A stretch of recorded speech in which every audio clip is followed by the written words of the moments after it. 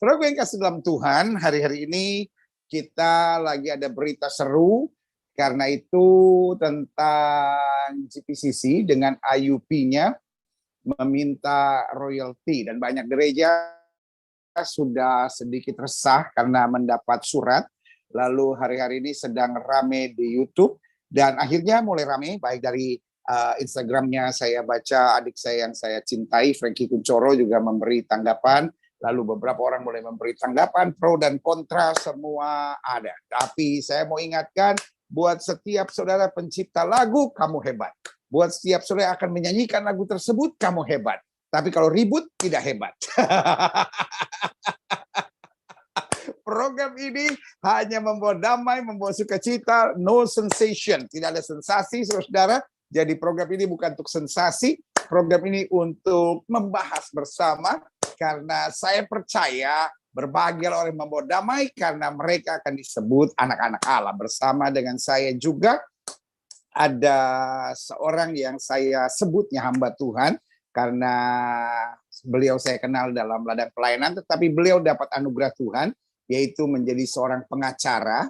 Tetapi juga di samping itu beliau juga mendapat anugerah Tuhan dalam dunia politik. Beliau juga adalah staf ahli di Komisi 1 DPR RI, saudara. Jadi beliau ini manusia multiguna, bisnis lancar, pengacara lancar, pelayanan lancar, keluarga diberkati. Kita jumpai hambanya yang luar biasa, Bung Henry Indraguna. Bung, apa kabar?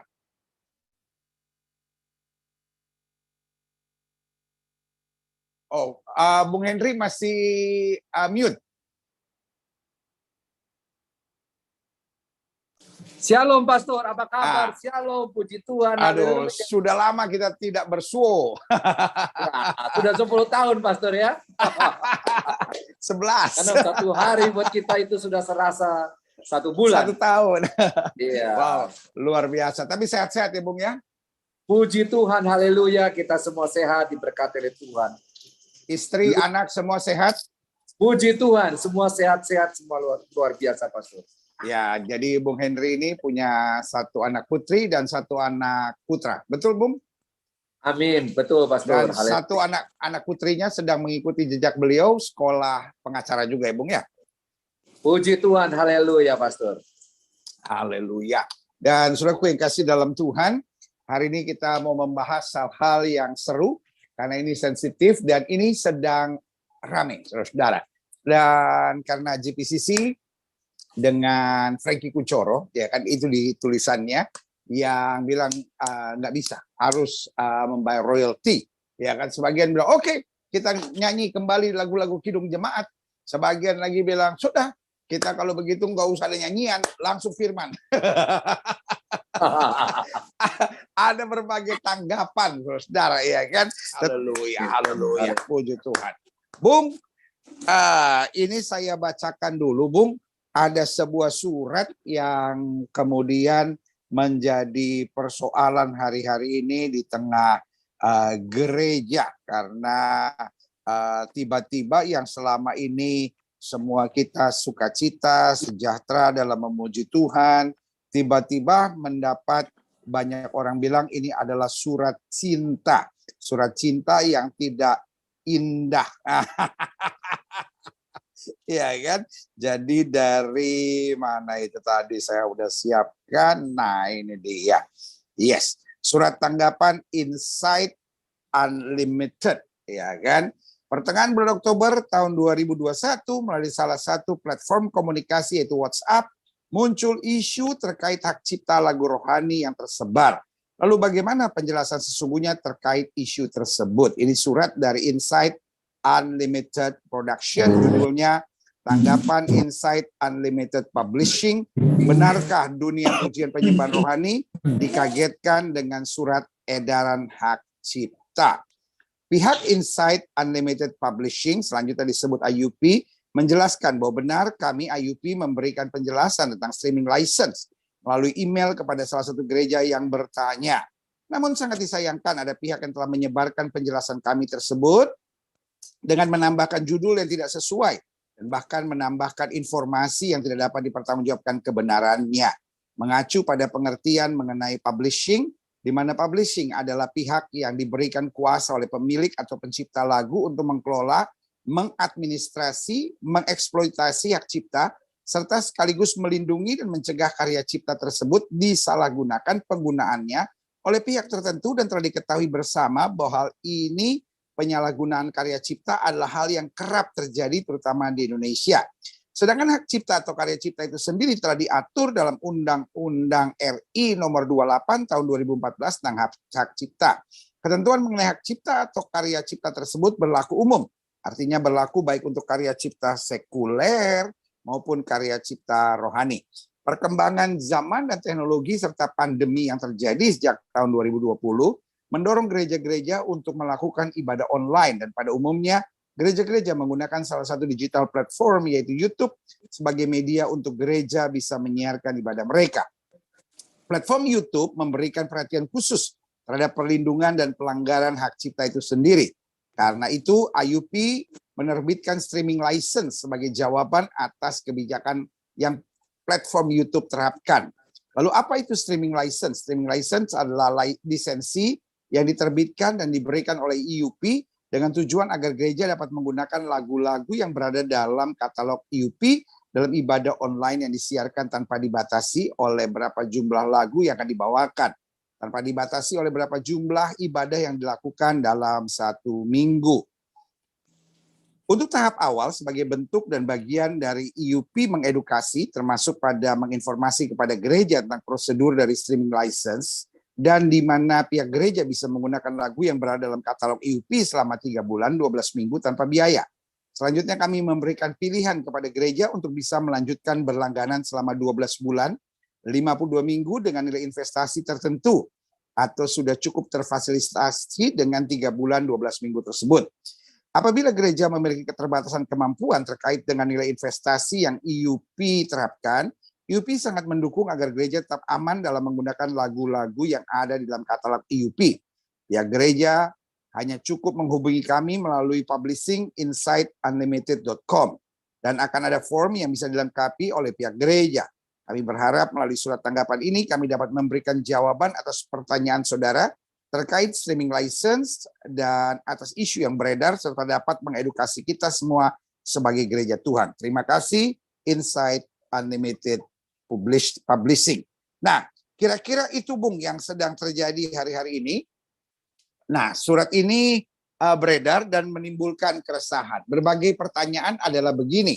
Yang pertama, bagaimana dengan platform-platform lain di luar YouTube, yaitu seperti Facebook Live atau mungkin ibadah-ibadah lainnya yang tidak dilaksanakan melalui YouTube. Nah, bagaimana tanggapan Bung sebagai pengacara, baik secara hukum moral maupun hukum positifnya? Mungkin kita mulai dengan hukum positif dulu, gitu, tentang hak cipta ini supaya kita semua teredukasi ini, Bung. Ah, gitu kan? Nah, coba Bung. Oh, masih mesti di-unmute dulu, Bung.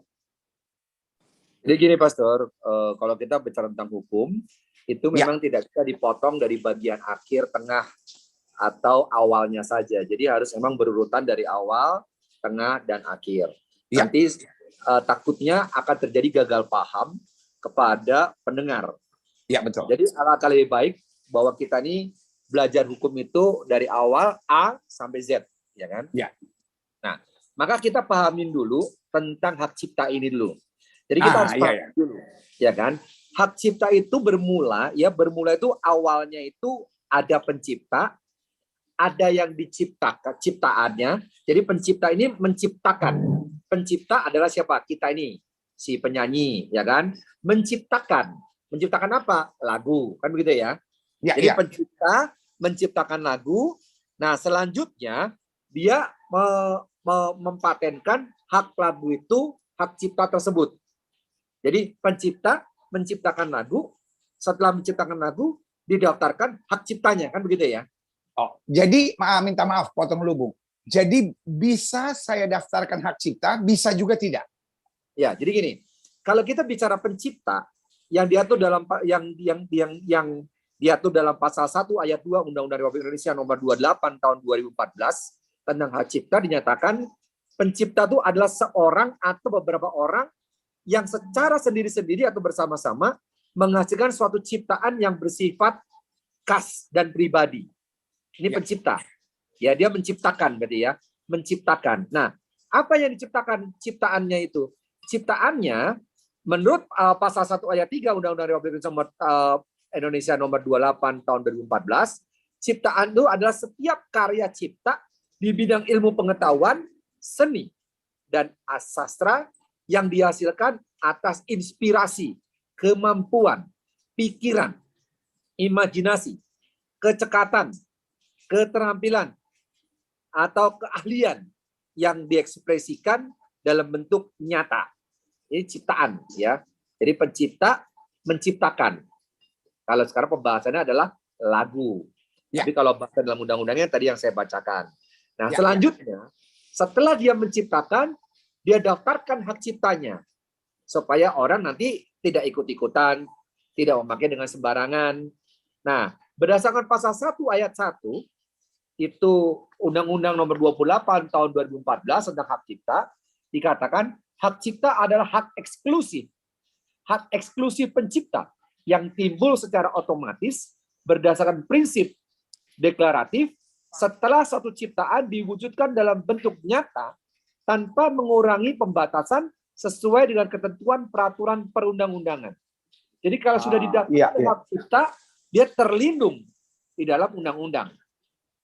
Nah, setelah tadi si pencipta menciptakan, didaftarkan dalam ciptaannya. Nah, maksudnya apa yang dimaksud dengan pemegang hak cipta? Kan sudah daftar tuh. Nah, setelah didaftarkan, dia dikatakan sebagai pemegang hak cipta. Nah, pemegang hak cipta itu apa yang disebut pemegang hak cipta? Pemegang hak cipta adalah pencipta sebagai pemilik hak cipta, pihak yang menerima hak tersebut secara sah dari pencipta atau pihak lain yang menerima lanjut hak daripada yang menerima hak tersebut secara sah. Itu berdasarkan pasal 1 ayat 4 Undang-Undang Republik Indonesia nomor 28 tahun 2014. Jadi urut-urutnya begitu, pencipta menciptakan, setelah menciptakan didaftarkan hak cipta, setelah didaftarkan hak cipta, dia mempunyai hak cipta. Dia sebagai pemegang hak cipta. Itu semuanya sudah diatur dalam undang-undang. Ya, Undang-Undang nomor 28 tahun 2014 tentang hak cipta. Nah, sekarang kita bicara hak moral. Apa hak moral yang didapatkan? Nah, berdasarkan pasal 5 Undang-Undang Republik Indonesia nomor 28 tahun 2014 tentang hak cipta dinyatakan sebagai berikut. Hak moral itu sebagaimana dimaksud dalam pasal 4 merupakan hak yang melekat secara abadi pada diri pencipta itu. Jadi haknya itu, hak moral itu adalah hak yang melekat ya kepada hak ciptanya itu kepada hak si pencipta. Itu melekat secara abadi. A, tetap mencantumkan atau tidak mencantumkan nama yang pada salinan sehubungan dengan pemakaian ciptaan umum. B, menggunakan nama alias atau samarannya. C, mengubah ciptaannya sesuai dengan kepatutan dalam masyarakat. D, mengubah judul dan anak judul ciptaan. Dan E, mempertahankan haknya dalam hal terjadi distorsi ciptaan, mutilasi ciptaan, modifikasi ciptaan, atau hal lain yang bersifat merugikan kehormatan diri atau reputasinya. Nah, hak moral sebagai dimaksud dalam pasal 1 tidak dapat dialihkan selama pencipta masih hidup. Tetapi pelaksanaan hak tersebut dapat dialihkan dengan wasiat atau sebab lain sesuai dengan ketentuan peraturan perundang-undangan setelah penciptanya meninggal dunia. Nah, dalam hal terjadi pengalihan pelaksanaan hak moral sebagaimana dimaksud dalam ayat 2, penerima dapat melepaskan atau menolak pelaksanaan haknya dengan syarat pelepasan atau penolakan pelaksanaan hak tersebut dinyatakan secara tertulis. Jadi ada aturan-aturannya. Hak tersebut melekat kepada si pencipta sampai abadi. Tapi kalau mau dialihkan, dibuatlah wasiat dan lain-lain, ya. Terus kalau dia tidak mau dilepaskan, melepaskan dan menolak, itu ada aturan yang sudah diatur dalam undang-undang ini. Nah, apa yang didapatkan oleh hak cipta tersebut? Si pemegang hak cipta tersebut adalah namanya hak ekonomi. Nah, ini. Jadi hak cipta, si pemegang hak cipta mendapatkan hak ekonomi. Nah, pasal 8 itu mengatur hak ekonomi ini. Ya, pasal 8 Undang-Undang Republik Indonesia nomor 28 tahun 2014 yang bunyinya begini. Hak ekonomi merupakan hak eksklusif pencipta atau pemegang hak cipta untuk mendapatkan manfaat ekonomi dari ciptaan. Jadi si pemegang hak cipta itu mendapatkan hak ekonomi. Itu sudah diatur ya di dalam pasal 8 ini. Hak ekonomi merupakan hak eksklusif pencipta atau pemegang hak cipta untuk mendapatkan manfaat ekonomi atas ciptaannya. Jadi dia berhak mendapatkan ciptaan tersebut, ya. Nah, sekarang kalau kita bicara hak cipta apa saja nih yang dilindungi oleh undang-undang, kan banyak hak cipta nih, ya kan? Apa saja yang dilindungi oleh undang-undang secara hukum, ya. Nah, di pasal 20, ya, pasal 58 ayat 1 itu disebutkan pelindung hak cipta atas ciptaan A, buku, pamflet, dan semua hasil karya tulis, ceramah, kuliah, pidato, dan ciptaan sejenisnya, alat peraga yang dibuat untuk kepentingan pendidikan dan ilmu pengetahuan, lagu atau musik dengan atau tanpa teks. Jadi bisa dengan teks atau tanpa teks. Ini lagu nih yang pembahasan hari ini malam ini kan lagu, ya. Lagu dan musik. Terus selanjutnya drama musikal, tari, koreografi, pewayangan, pantomim, karya seni, karya seni rupa dalam bentuk segala bentuk lukisan, gambar, ukiran, kaligrafi, seni pahat, patung, atau kolase. Terus kayak karya arsitek, peta, karya seni, batik, atau seni motif lainnya. Nah, ini semuanya dapat perlindungan hak cipta oleh ciptaannya, dapat dilindungi oleh undang-undang. Nah, kalau pasal 59 ayat 1-nya itu kayak karya fotografi, potret, karya sinematografi, permainan video, program komputer, terus ada perwajahan karya tulis, terjemahan, tafsir, saduran, bunga, rampai, basis data, adaptasi, terjemahan, komplikasi ciptaan, komunikasi ekspresi, budaya, dan masih banyak lagi nih. Ya, jadi ini semuanya dapat didaftarkan hak ciptanya. Sehingga yang menciptakan itu mendapatkan nilai ekonomis. Ya. Nah, kalau kita bicara nilai ekonomis, apa yang dikatakan dengan nilai ekonomis itu? Itu sama aja dengan nilai royalti. Jadi kalau kita bicara lagu, kita mendapatkan royalti. Jadi hak cipta, si pemegang hak cipta tersebut yang menciptakan mendapatkan royalti. Nah, kalau kita bicara royalti aja itu diatur di dalam undang-undang. Jadi kalau si pencipta ini mendapatkan royalti itu sudah diatur oleh undang-undang. Nah, pasalnya adalah pasal 1 ayat 21 Undang-Undang Republik Indonesia nomor 28 tahun 2014. Jadi bunyinya begini, royalti adalah imbalan atas pemanfaatan hak ekonomi suatu ciptaan atau produk hak terkait yang diterima oleh pencipta atau pemilik hak terkait. Kan sudah jelas nih. Jadi yang menciptakan berarti berhak mendapatkan nilai ekonomis. Apa nilai ekonomi tersebut? Adalah royalti.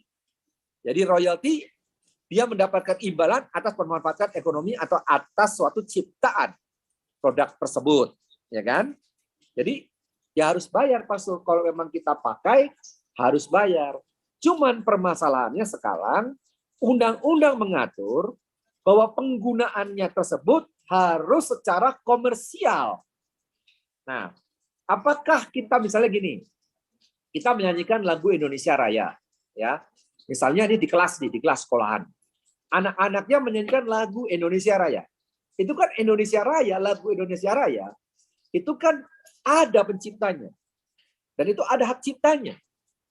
Pertanyaannya, apakah pada saat anak-anak sekolah menyanyikan lagu Indonesia Raya, dia juga harus membayar royalti? Tidak. Kenapa? Karena tidak ada nilai komersialnya. Jadi kata kuncinya harus ada nilai komersial. Misalnya di gereja. Itu kata kuncinya. Kata kuncinya. Jadi kalau di gereja kalau misalnya ada kita nyanyi lagu seseorang, lagu yang diciptakan seseorang, lagu misalnya apa? Misalnya gitu. ini, waktu Tuhan pasti Nah, yang terbaik. Nah, itu kan. Nah, terus itu penciptanya siapa? NDC. Nah, misalnya si A tersebut ya. Nah, kalau kita tidak menghasilkan komersial, tidak dikomersialkan, maka tidak harus membayar royalti. Gereja itu adalah pelayanan. Nah, dalam pelayanan tidak termasuk dalam komersial. Kalau tidak masuk komersial, tidak bisa. Nah, di dalam pasal 43, ini sudah saya siapkan juga pasal 43 ya. Bentar, pasal 43. Sebentar saya klik dulu pasal 43. Itu sudah disebutkan juga. Ya, jadi yang non komersial itu tidak bisa. Non komersial tidak bisa sebentar. Jadi non komersial itu tidak bisa. Nah, saya lanjutkan lagi ya. Jadi, nah permasalahan gini. Kalau kita sekarang mengadakan konser, gereja mengadakan konser. Nah, konser tersebut berbayar. Karena harus bayar tiket. Nah, harus bayar tiket. Nah, ini komersial. Nah, pada saat tiket itu dibayarkan, mendapatkan keuntungan, terjadilah yang masuk kata kunci tadi, komersial. Kalau masuk komersial, pada saat lagu seseorang dibayarkan, maka harus dibayarkan royaltinya. 10 lagu bayar. 20 lagu bayar. Jadi kata kuncinya harus komersial. Nah, dari penjelasan Bung, ada beberapa pertanyaan saya. Yang pertama, apakah semua karya cipta ini melekat atau harus didaftarkan? Karena tadi dari pembahasan Bung kan termasuk seminar, lalu penjelasan. Jadi khotbah saya juga sebetulnya bisa aja saya daftarkan kan, karena itu hasil karya cipta saya. Misalnya 4 langkah seorang untuk mendidik anak menjadi seorang yang sukses, misalnya. Itu kan pola pikiran saya, pemikiran saya, lalu penjelasan dari saya, dasar-dasarnya dari saya, lalu saya ambil dari Alkitab ini, penjelasan ini. Apakah itu juga merupakan hak cipta saya? Bisa, kalau didaftarkan, Pastor. Jadi tetapi bisa nggak? Karena gini, kan pada kenyataannya khotbah-khotbah saya udah beredar di mana-mana, dan seringkali orang pakai khotbah saya, dan saya senang. Saya senang karena pemberitaan firman diberitakan. Apakah itu saya bisa, walaupun itu karya cipta saya, bisa nggak untuk saya tidak daftarkan? Karena saya pikir, biarin aja biar jadi berkat buat banyak orang. Nah, tergantung si penciptanya kembali. Niat batinnya mau sejauh mana. Kalau emang si penciptanya itu memang hanya untuk pelayanan, ya sudah, tidak ada masalah, tidak usah didaftarkan. Tapi kalau ini akan menjadi keinginan mendapatkan satu royalti, nilai ekonomis, ya daftarkan. Nah, setelah didaftarkan, berarti pastor sebagai pemegang hak cipta mendapatkan nilai ekonomis, yaitu apa yang dimasukkan tadi, royalti. Tapi ingat, didapatkannya di mana? Pada saat pastor punya khotbah tersebut atau punya misalnya 5 cara menuju sukses gitu kan. Nah, kalau itu dipakai untuk komersial, ya yang makanya itu harus bayar. Tapi kalau nggak komersial, ya tidak. Jadi kata kuncinya adalah komersial. Nah, dalam pasal 43, jelas. Dalam pasal 43, Pastor, itu ada pembatasan hak cipta. Ya. Jadi pasal 43 ada pembatasan hak cipta. Ya, bunyinya gini pasal 43. Perbuatan yang tidak dianggap sebagai pelanggaran hak cipta meliputi. Saya ulang lagi, pasal 43, perbuatan yang tidak dianggap sebagai pelanggaran hak cipta meliputi. Nah, saya baca yang D saja. Karena yang D ini adalah berkaitan dengan kita. D, pembuatan dan menyebarluasan konten hak cipta melalui media teknologi informasi dan komunikasi yang bersifat tidak komersial. Kata tidak komersial, ya, di garis bawah. Dan atau menguntungkan pencipta atau pihak terkait atau pencipta tersebut menyatakan tidak keberatan atas pembuatan dan penyebaran tersebut. Jadi ada 2 nih. Jadi perbuatan yang tidak dianggap sebagai pelanggaran hak cipta, ya, salah satunya, nah tadi bersifat tidak komersial. Jadi disebarkan pembuatan dan penyebaran konten hak cipta melalui media teknologi informasi dan komunikasi yang bersifat tidak komersial. Itu yang pertama. Yang kedua, ya, menguntungkan pencipta atau pihak terkait, pencipta tersebut menyatakan tidak keberatan. Jadi si penciptanya menyatakan tidak keberatan. Jadi kalau penciptanya menyatakan keberatan, dia nggak ada masalah. Tapi kalau penciptanya menyatakan saya keberatan, nah ya itu yang jadi masalah kan. Walaupun tidak komersial. Tetap ya tetap juga gini ya, harus komersial. Jadi kalau misalnya gini, ini kan yang jadi masalah kalau terjadi komersial. Kalau tidak komersial nggak ada masalah. Kalau tidak komersial, nggak ada masalah. walaupun penciptanya keberatan, tetap nggak apa-apa karena itu Nggak tidak ada komersial. masalah. Karena kata kuncinya adalah tidak komersial. Gereja pada saat kita kebaktian, apakah itu komersial? Kan tidak. Tidak. Cuman, walaupun melalui streaming seperti Facebook Live atau YouTube. Nah, ini sekarang baru kita kan bicara kalau offline ya. Kita kan bicara gereja nih. Dalam suatu gereja, dalam satu gereja kita menyanyikan ciptaan seseorang, lagu ciptaan seseorang. Nah, seseorang ini ternyata sudah memegang hak cipta. Dia mendapatkan royalti ekonomis. Apakah bisa mereka memberikan kepada kita? Enggak bisa. Karena gereja tidak ada nilai ekonomis. Ya kan? Tidak ada komersialnya.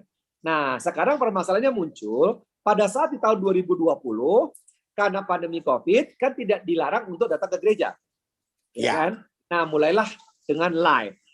Mau tidak mau istilahnya. Mau tidak mau. Live ini ada banyak nih.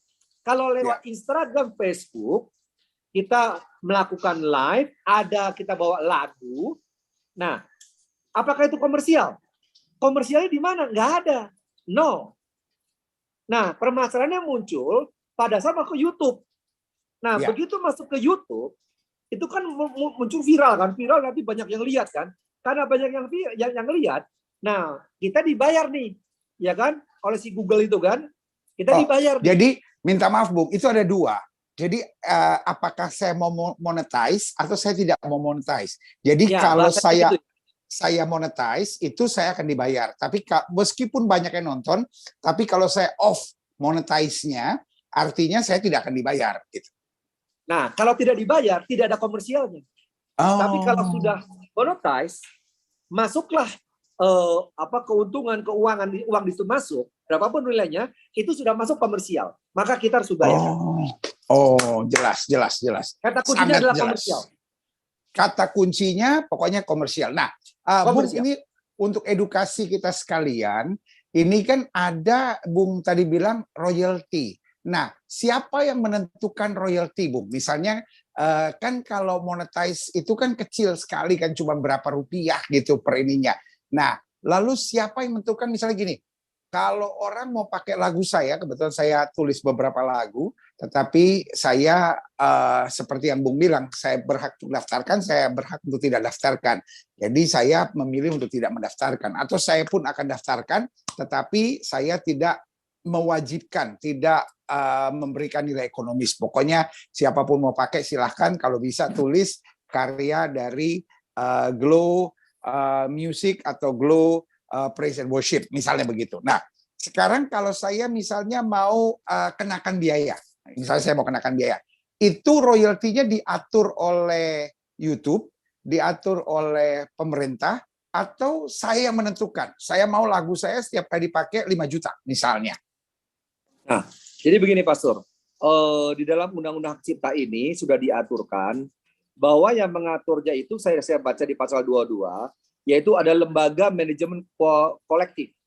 Adalah institusi yang berbentuk badan hukum, nirlaba, yang diberi kuasa oleh pencipta, pemegang hak cipta, dan atau pemilik hak terkait guna mengelola hak ekonomis dalam bentuk penghimpunan dan pendistribusian royalti. Jadi nanti lembaga manajemen kolektif nasional LMKN yang mengaturnya. Iya. Dan dalam hal ini mungkin LMKN ini bekerja sama IUP ini ya, Insight Unlimited Publisher ini. Ya, itu banyak sih, tapi yang jelas kalau saya lihat biasanya sih Wahana Musik Indonesia, Yayasan Karya Cipta Indonesia, itu juga yang menaungi pencipta-pencipta lagu di sini. Oh, wah, haleluya, haleluya. Jadi ini menarik saudara. Jadi kita kalau dengar sesuatu itu jangan langsung bereaksi dulu. Nah, itu dia. Ini kan seringkali saya terus terang, saudara yang kasih dalam Tuhan, saya jujur, boleh langsung tanya sama Bung Henry sekarang. Kita sebelum acara ini sengaja saya tidak menghubungi beliau karena saya tidak mau ada percakapan apa yang kita mau bicara. Saya orangnya begitu karena saya memang ingin belajar. Saya orangnya kalau saya dengar sesuatu, saya tidak bereaksi dulu, ya kan? Tapi saya mau dengar dulu gitu dari ahlinya gitu. Dan saya nggak mau dengar sembarang orang. Kalau saya dengar netizen kan netizen plus 62 kan the maha benar. Jadi saudara gue kasih dalam Tuhan, saya biarin semua orang bicara, biarkan saja. Karena gini, pada dasarnya siapa pencipta lagu? It might be anak-anak rohani saya juga, ya kan? Frankie Kuncoro misalnya, I love him. Orang tuanya saya kenal baik, saya kenal Frankie dari masih kecil, saudara. Saya sering ke rumahnya, di Solo rumahnya, ya kan. Ayahnya namanya Pendeta Dudi, ya kan. Jadi ibunya Ibu Linda, saya kenal baik, saudara. Lalu GPCC, good friend of mine, ya kan. Jadi saudara kasih dalam Tuhan, lepas dari saya setuju atau tidak setuju, lepas dari saya ikutin gaya mereka atau tidak, itu nomor 2. Tetapi saya orangnya kalau dengar sesuatu, ya kan, saya diam dulu, doa dulu, lalu saya cari ahlinya. Jadi malam hari ini nggak ada rekayasa apapun, betul-betul sengaja kita nggak telepon-teleponan dulu supaya saya dapat betul-betul insight yang betul-betul yang terbaik, saudara, ya kan. Dan sekarang jelas buat kita bahwa saudara-saudara yang kamu hebat, ya kan, kalau saya bilang kamu hebat. Jadi saya minta tolong saudara, karena tadi saya coba lihat apa itu namanya tanggapannya, udah ada yang maki-maki. Wah, salah, nggak boleh maki-maki nanti. Belum selesai, Bung Henry belum selesai bicara. Biarkan bicara dulu, ya kan, supaya kita ngerti pola pikirnya. Dari pertama dijelaskan awalnya apa itu karya cipta, supaya seperti dibilang, kalau baca Alkitab jangan langsung dari Mazmur, dari Kejadian dulu. Kalau baca Injil dari Matius dulu, jadi Wahyu sudah ngerti. Kalau belum apa-apa udah baca Wahyu, ya kan, langsung wah, lepas dari sudah setuju atau tidak setuju. Tetapi right is right. Hak adalah hak. Jadi dijelaskan gini, setiap orang yang punya karya cipta itu berhak mendapat anugerah, berhak mendapat right. Dan right-nya adalah mendaftarkan karya cipta itu, ya kan? Nah, untuk mendaftarkan ini, jadi tadi sudah dijelaskan, bisa didaftarkan, bisa juga tidak didaftarkan. Kalau tidak didaftarkan, akhirnya jadi public domain, milik bersama. Ya kan, saya merasa, misalnya kayak pengarang lagu Mazmur 23, Tuhan adalah gembalaku, dia bilang nggak boleh saya mendaftarkan karena itu ayat Alkitab yang saya cuma bikin lagu gitu, jadi nggak perlu, ya kan. Nah, yang lebih parah kalau Yesus daftar bikin hak cipta, habis semua, repot, harus bayar. habis miskin semuanya, miskin semua. Jadi sudah kasih dalam Tuhan. Tadi dijelaskan itu menarik. Saya bisa daftarkan, saya tidak bisa daftarkan. Lalu ketika saya daftarkan juga ada 2. Kalau saya daftarkan, saya berhak untuk mendapat nilai ekonomis. Nah, nilai ekonomis itu sudah akan diatur oleh lembaga tertentu gitu. Nah, lalu kemudian saya juga bisa daftarkan tanpa meminta ekonomis gitu, ya kan. Jadi saya merasa itu hak cipta saya. Kalau orang mau pakai silahkan. Misalnya itu bahan khotbah saya, orang mau pakai silahkan. Tapi tolong sampaikan ini saya mendapat dari bukunya Pendeta Gilbert atau dari penjelasan Pendeta Gilbert. Sejauh itu tidak dipakai untuk komersial, itu hanya haknya namanya etika belaka gitu. Jadi etikanya kalau saya pakai lagu orang ya tulis dong ciptaan siapa, NDC atau GPCC atau Simponi atau pendeta Dr. Insinyur Niko, silahkan, atau Weliar Kauntu misalnya, itu pencipta-pencipta yang hebat, Frankie Kuncoro misalnya, dan beberapa karya cipta lainnya. Tetapi bisa juga didaftarkan untuk mendapat nilai ekonomis. Nilai ekonomisnya tadi sudah dijelaskan, ada yang mengaturnya. Nah, setelah dapat nilai ekonomisnya, ya kan, tetap ada aturan. Nah, aturannya adalah untuk pemakaian komersial. Jadi misalnya Facebook, misalnya YouTube, Instagram Live, silahkan sejauh itu tidak dimonetize atau tidak mendapatkan keuntungan ekonomi. Jadi jangan lagi saudara-saudara nanti di ibadah ngerasa saya nggak mau nyanyi takut mesti bayar royalti. Enggak, kan nggak ada nilai ekonomisnya. Dan takut nanti pendeta-pendeta pikir, aduh ini repot begini. Kalau begitu saya mulai menyanyi satu lagu saja, lalu penutup satu lagu saja. Jadi ini repot. Tapi gini, hal yang harus kita ingat beberapa hal. Kalau saran saya gini, kalau saudara sinode gereja besar, kenapa nggak dari sinode aja untuk kumpul-kumpul lalu bernegosiasi? Karena intinya ya, kalau menurut saya nih, nanti saya mau tanya juga sama Bung Henry, kira-kira jalan keluarnya gimana? Karena betul tadi ada tulisan karya cipta itu untuk sekuler atau untuk rohani. Kawan, kalau menurut saya kalau kita di rohani hati-hati. Kenapa? Karena kita selalu ngomong untuk kemuliaan Tuhan, kantong saya. Masa kita dapatnya dari Tuhan, ya kan? Oh, ini urapan Tuhan. Saya dapat lagu ini dari Tuhan. Tetapi untungnya di kantong saya. Itu kan nggak cengli namanya. Jadi gini. Itu dia. Ada komersialnya. Bagus. Nah, ada nilai komersialnya. Nah, buat saya bagusnya, ini kalau menurut saya, nanti kita diskusi lagi sama Bung Henry, kalau menurut saya bagusnya para kayak IUP ini, itu bagus untuk bicara sama sinode-sinode, ini kan kita butuh untuk melanggengkan karya cipta dan lain-lain, gitu. Karena saya udah bicara sama Simponi, saya bicara sama NDC, dan mereka-mereka itu sangat ketat dengan peraturan komersial gitu. Karena itu tidak menyasar ibadah. Menyasar ibadah sama sekali bukan tujuan mereka, tetapi komersial seperti yang tadi disinggung, dan itu ada aturannya gitu. Jadi Simponi, NDC sampai akhirnya bilang udahlah silahkan pakai lagu-lagu kita dalam ibadah, dalam YouTube, dalam apapun sejauh tidak dimonetize. Kenapa tidak gitu? Silahkan. Sementara seperti yang Bung Henry tadi tegaskan bahwa yang pertama,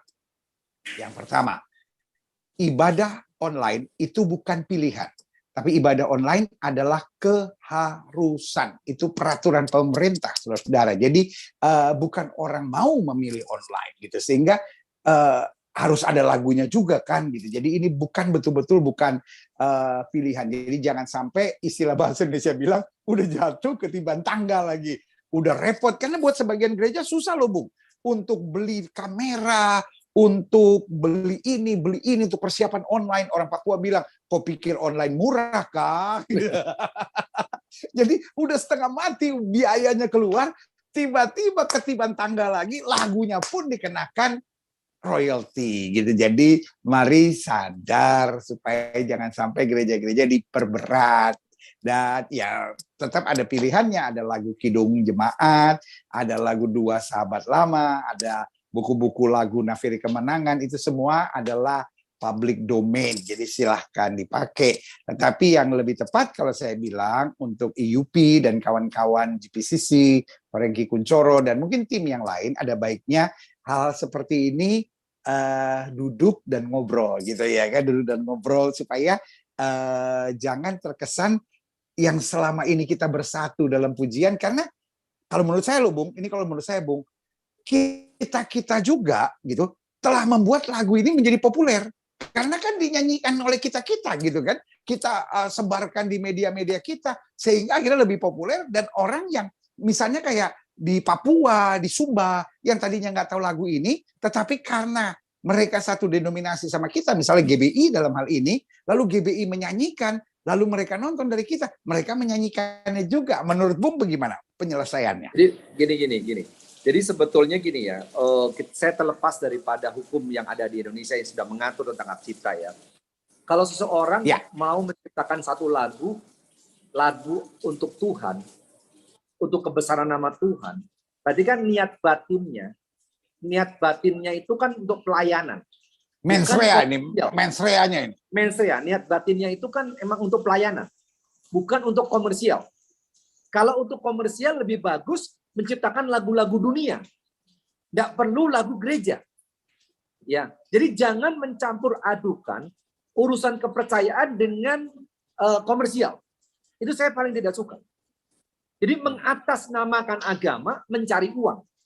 Itu nanti ujungnya kalau meninggal, kemungkinan itu di neraka tingkat paling bawah itu. Ya kan? Jadi saran saya kepada pencipta-pencipta lagu ya yang mau cari uang, mau kaya daripada ciptaan tersebut, hak cipta tersebut, mendapatkan royalti, lebih bagus menciptakan lagu-lagu dunia. Jangan lagu-lagu gereja. Ini alirannya aliran lain nih saudara. Karena Bung, kebetulan gini Bung, khotbah hari Minggu saya itu saya jelaskan tentang karunia. Tadi nih yang hari ini saya khotbah, saya sharing, yaitu ada karunia, ada talenta. Karunia itu kita dapat dari Tuhan untuk nolong orang, untuk berbagi buat orang, untuk meluaskan kerajaan Tuhan, untuk menyatukan gereja Tuhan, itulah karunia. Nah, talenta adalah sesuatu yang saya dapat dari Tuhan untuk membuat saya cari duit. Gitu kan. Untuk membuat saya cari duit, sehingga kemudian saya bisa hidup daripadanya. Nah, seperti yang Bung bilang, salah satu hal yang paling jahat adalah ketika saya mencari duit dengan karunia saya. Nah, mencampur adukan antara karunia dengan duniawi. Nah, ini kan celaka, Pastor. Ya, jadi saran saya, kalau sudah mau menciptakan lagu gereja, apa niatnya? Kepentingan agar nama Tuhan dipermuliakan. Ya, kalau begitu ya sudah, nggak usah bermain royalti-royaltian, bebaskan saja. Toh lagu itu dari Tuhan, oleh Tuhan, dan untuk Tuhan kan? Kenapa kita mengambil nilai ekonomis? Nggak boleh. Nggak boleh, Pastor. Saya nggak cocok di situ. Ya kan? Nah, kalau misalnya yang pencipta ini mau cari uang, ya udah, ciptakan lagu dunia kan masih banyak. Mau jazz, mau apa dangdut, mau apa kan banyak itu. Hip hop, silakan. Tapi kan ada yang kemudian tanya, terus saya hidupnya gimana dong? Ya hidupnya dari lagu-lagu dunia, jangan dari lagu-lagu gereja dong. Kan bisa, pencipta lagu itu kan banyak kan. Ada yang dia, kalau dia namanya mencipta lagu, berarti dia mendapatkan karunia untuk membuat lagu. Nah lagu itu kan bisa lagu gereja, bisa lagu dunia, kan bisa. Silakan, komersialkanlah untuk lagu dunia. Tapi untuk lagu gereja, jangan. Tuhan nanti marah loh. Karena niat batinnya itu kan untuk memperbesar nama Tuhan. Memuliakan nama Tuhan. Kenapa kau komersialkan? Apalagi sekarang gereja-gereja ditodongi semua. Waduh. Itu di mana hati nuraninya? Tidak ada hati nuraninya. Tapi untungnya masuk ke gereja ini tidak non-komersial. Tidak ada keuntungan, non-komersial. Jadi dia tidak bisa tagihkan. Mau bagaimana tagihkannya? Undang-undang mana yang mengatur itu? Tidak ada. Nah, terkecuali gereja tersebut memang komersial. Masuk pakai tiket. Nah, berbeda urusannya kan. Tapi kalau saya misalnya menciptakan lagu buat Tuhan. Tuhan, saya menciptakan lagu. Dengan lagu ini biar nama Kau dipermuliakan. Oke. Terus ternyata lagu saya dikomersialkan sama seseorang dalam acara pelayanan Tuhan. Misalnya adakan konser, adakan konser besar-besaran. Di situ lagunya diputar.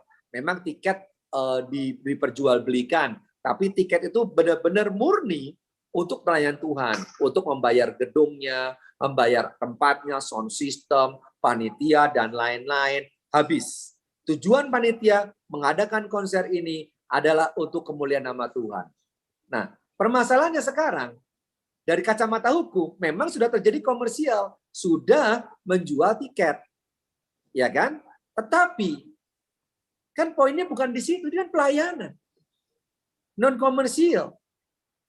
Jadi seharusnya si pencipta ini jangan menagihkan, tidak boleh. Tidak boleh walaupun terjadi komersial, tidak boleh. Jangan. Kau mending cari ladang di dunia lah, jangan lagu gereja ini dibuat jadi komersial. Saya nggak cocok di sini. Nggak cocok. Jadi dari sini kita bisa ambil kesimpulan. Yang pertama ada pandangan hukum. Pandangan hukum itu benar atau salah. Gitu. Itu pandangan hukum.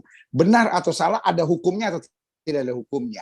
Tetapi dalam Alkitab juga ada istilah begini. Segala sesuatu diperbolehkan benar, tapi tidak segala sesuatu berguna. Segala sesuatu benar, tapi tidak segala sesuatu membangun. Nah, jadi ada unsur benar atau salah, tetapi kita orang Kristen, kita anak Tuhan, begitu kira-kira maksud Bung Henry, bagaimana kita berguna dan membangun. Karena pada dasarnya terlebih berkat memberi daripada menerima. Kalau saya nih, ini kalau saya, sekali lagi saya bilang, kalau saya lebih baik saya memberi, lalu yang membalas saya adalah Tuhan. Karena Tuhan. kalau yang saya dapat dari royalti, pertanyaan saya berapa sih royalti saya? Tetapi kalau saya melayani dengan kesungguhan, jadi gini ya, saudara-saudara, saya bukan hari ini saja namanya Gilbert Lumoindong. Dulu pun namanya Gilbert Lumoindong. Jadi artinya saya sudah biasa turun naik bus gitu misalnya, ya kan, turun naik bus, lalu kemudian saya ke pedalaman-pedalaman. Awal-awal pelayanan saya itu seperti itu. Apapun yang orang mau ngomong, silahkan. Tapi saya bertanggung jawab di hadapan Tuhan. Tidak pernah sekalipun saya minta harga atau minta harus ini, tidak pernah. Kenapa? Karena satu yang saya pelajari, saya dapat dari cuma-cuma dari Tuhan, saya harus memberi dengan cuma-cuma. Dan satu yang saya mau ngomong sama saudara, ini kesaksian, Bung, ini kesaksian. Saya bersama dengan istri saya, waktu itu masih pacaran, kita masih kuliah. Jadi maaf ini saya sharing apa adanya, supaya saudara juga tahu saya pernah ngalamin masa itu. Kita benar-benar hidup pas-pasan. Kenapa? Karena saya dan istri saya sudah sepakat tidak minta lagi dari orang tua. Jadi kita mau hidup sendiri gitu. Jadi maksudnya kita masih tinggal di rumah orang tua, tapi kita uang sekolah, lain-lain kita nggak mau minta orang tua. Jadi kita biasain dari masa kuliah itu harus mencukupi semuanya sendiri. Adalah caranya gimana lah gitu. Dan hari itu betul-betul kita nggak ada. Kita cuma punya uang pas, waktu itu punya uang pas untuk berangkat ke Grogol. Ya, saya ingat betul, itu gereja baptis di Grogol. Gereja baptis di Grogol, Bung. Jadi kita berangkat lah naik bus. Lalu, tapi saya nggak ngomong sama pacar saya waktu itu, yang ada istri saya sekarang gitu kan. Jadi saya nggak ngomong sama pacar saya bahwa kita tidak ada uang gitu. Karena uang terakhir saya adalah 50.000. Waktu itu belum ada uang 100.000. Jadi uang terakhir 50.000. Jadi saya punya 50.000 sama punya 1.000. Lalu itu gereja baptis juga aneh. Jadi saya pikir gini, aduh, saya akan kasih persembahan yang 1.000 perak aja gitu ya kan, supaya 50.000 untuk uang pulang gitu. Tetapi itu gereja baptis juga aneh gitu. Dia punya persembahan itu pakai keranjang gitu yang semua orang bisa lihat gitu kan. Waduh, masa orang bilang pendetanya ngasih cuma 1.000 gitu kan. Lalu saya enggak lah, untuk Tuhan harus yang terbesar. Pokoknya di kantong saya terbesar itu yang saya harus kasih. Jadi ada 1.000, ada 50.000, saya kasih yang 50.000. Lalu saya bahagia, saya udah kasih yang terbaik buat Tuhan. Bung, apa yang terjadi? Saya berpikir gini, aduh duit tinggal 1.000 ini nggak cukup untuk pulang naik bus ini gitu kan. Aduh gimana ceritanya ini nanti gitu kan. Tapi berpikir, Tuhan pasti berkatilah. Masa kita khotbah, ya masa nggak dapet sih. Ya 20.000 aja cukup lah untuk pulang naik bus, pikiran kan gitu kan. Gitu. Orang khotbah pasti dapat berkat lah, udahlah kita imanin aja gitu. Waktu pas pulang, dikasih ucapan terima kasih, isinya bolpen, Bung. Haleluya. Isinya bolpen. Bolpen Parker waktu itu bagus, lebih dari 20.000 itu harganya. Cuman kan nggak bisa bayar pakai Parker kan gitu. Jadi kita, aduh gimana nih naik busnya di Grogol lagi gitu. Aduh gimana ini gitu. Jadi itu pengalaman pertama dan terakhir. Akhirnya saya datangi kondekturnya, saya bilang, saya sangat minta maaf. Hari ini saya betul-betul lupa bawa uang lebih. Jadi saya cuma ada uang 1.000 perak di kantong saya. Boleh nggak ini saya kasih? Lalu kondekturnya bilang, Bang, 1.000 bawa aja Bang. Udah bawa cewek, nggak bawa duit lagi. Dan, saudara, istri saya kan maksudnya kita kan mau kebaktian, jadi dua-dua kita rapi. Aduh, jadi akhirnya berkawan sampai berapa tahun gitu sama kondekturnya. Jadi saudara gue yang kasih dalam Tuhan, saya tahu apa artinya hidup susah. Saya tahu apa artinya perjuangan di awal pelayanan. Saya ngerti banget apa artinya ngumpulin uang untuk kontrak rumah. Saya ngerti banget apa artinya kumpul uang untuk beli susu buat anak-anak. Tapi tidak pernah saya mengkomersialisasikan pelayanan itu. Tidak pernah saya minta apapun. Saya sudah di RCTI. Saya sudah dikenal seluruh Indonesia waktu itu, tapi saya masih berjuang dengan kondisi yang sangat terbatas. Tapi hari ini saya bisa bilang, orang yang nggak mengkomersialkan pelayanannya, ada saja berkatnya. Saya ketemu teman-teman saya yang mengkomersialkan karya pelayanannya. Lalu, oh nggak bisa dong, masa kita khotbah lalu nggak dapat apa-apa. Harus dong kasih tarif lah segala macam. Dan hari ini dia bukan siapa-siapa. Dia sudah terhilang dari pelayanan. Kenapa? Karena mungkin itu seperti yang Bung Henry katakan. Janganlah kita komersialisasikan berkat yang kita dapat. Alkitab bilang kamu dapat dengan cuma-cuma dari Tuhan. Biarlah kamu bagikan dengan cuma-cuma. Tetapi ini juga mengajar gereja-gereja, kalau saudara diberkati, tolong dong berkati juga para musisi saudara. Jangan mengkaryakan musisi saudara. Jadi jangan gereja-gereja akhirnya mengkaryakan musisi-musisinya, lalu tarik duit untuk musisi-musisinya, dan kemudian memberi sedikit buat mereka. Biarlah kita yang diberkati ini, gereja kita berbagi buat musisi-musisi kita, buat WL-WL di gereja kita, buat mereka-mereka yang kita lihat punya karunia-karunia yang baik.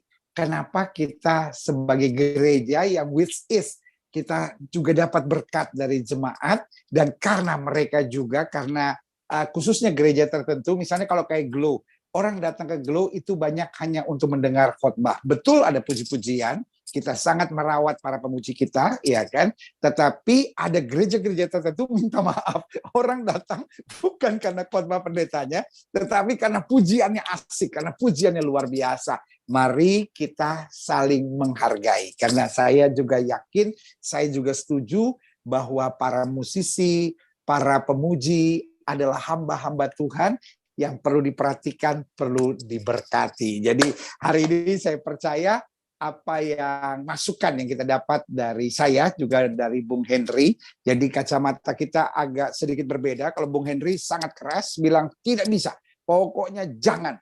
Tidak, kalau saya bilang silahkan, asal dinegosiasikan.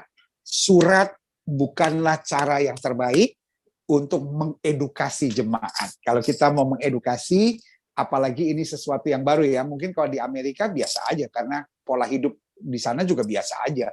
Karena setiap orang juga hidupnya biasa aja. Gitu. Tapi kan di Indonesia ada yang miskin sekali, ada yang kaya. Nah, biarlah ini diselesaikan dengan negosiasi, ya kan, ngobrol, ya kan, gimana kalau begini, kebutuhannya apa. Dan saya percaya kok banyak gereja-gereja besar, banyak sinode-sinode yang quote unquote cukup kaya gitu, karena saya percaya pujian dan penyembahan ini adalah yang menyatukan gereja. Misalnya lagu apa itu yang kita suka dengar, Bung, yang apa, hidup ini adalah kesempatan. Nah, ya kan?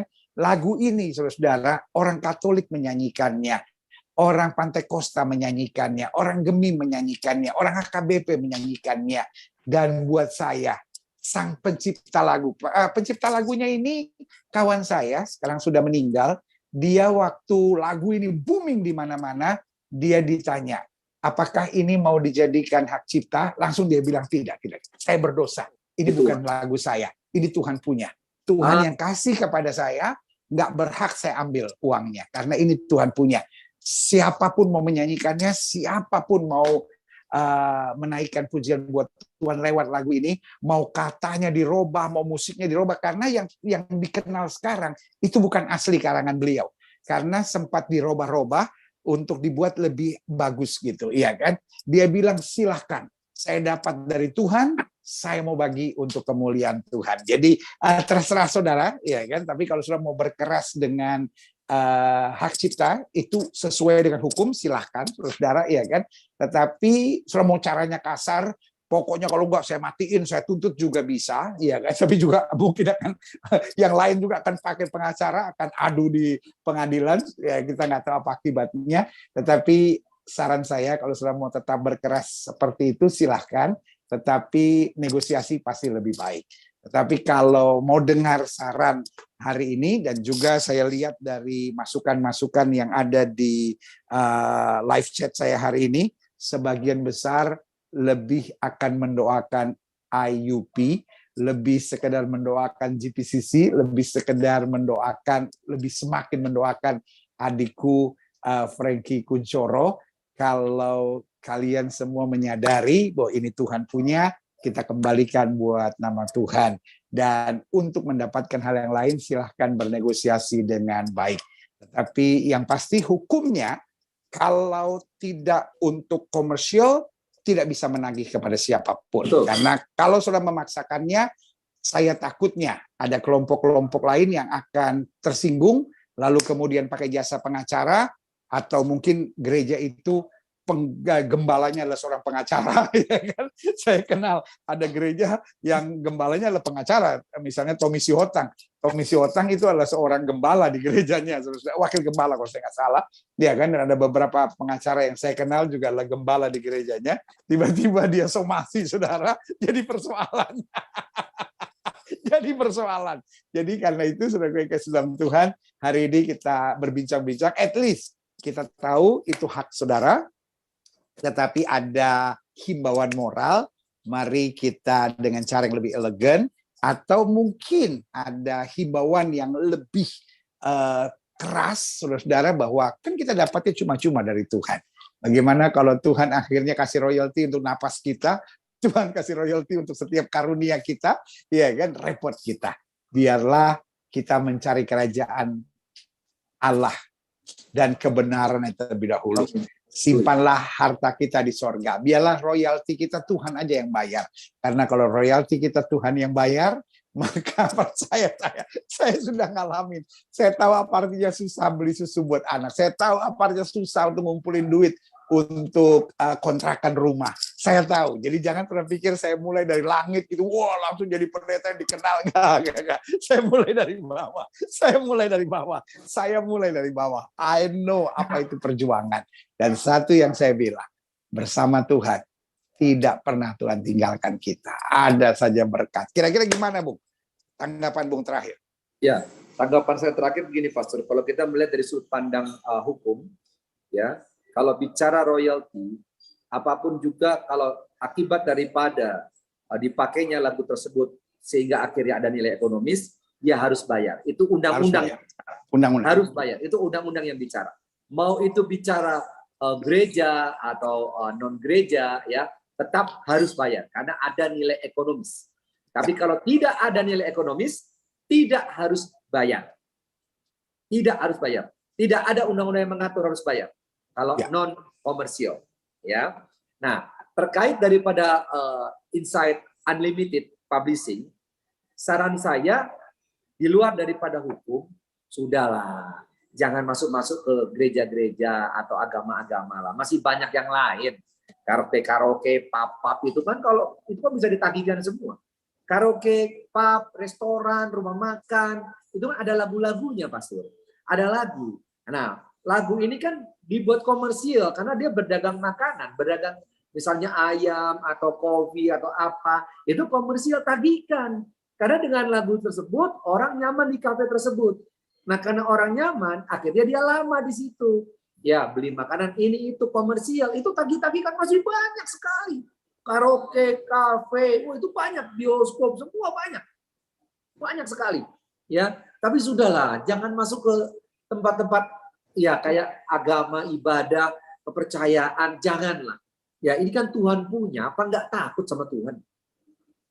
Ya kan? Sudahlah, mau non komersial atau komersial, saran saya sudahlah, enggak usah dipermasalahkan lah, enggak usah ditagih-tagih, ya. Itu saran saya. Begitu pula yang kedua, si pencipta lagunya. Kalau memang itu menciptakannya untuk Tuhan, agar nama Tuhan dipermuliakan, udahlah, enggak usah lagi bayar royalti walaupun terjadi komersial, nilai ekonomis, tapi sudahlah, enggak usah ditagihkan. Biarkan nama Tuhan dipermuliakan, nanti kita yang akan diberikan oleh Tuhan royaltinya. Itu saran saya. Tapi kalau sudut pandang hukumnya, ya tetap harus bayar kalau terjadi nilai ekonomis. Komersial tetap harus bayar. Apapun juga, ya. Jadi mana kita pandang sekarang dan lihat. Luar biasa. Jadi dari sini, dari masukan Bung Henry, saya juga himbau kalau ada pengusaha-pengusaha, ini dia, ada pengusaha-pengusaha yang mendengarkan program Kamu Hebat ini, lalu sudah punya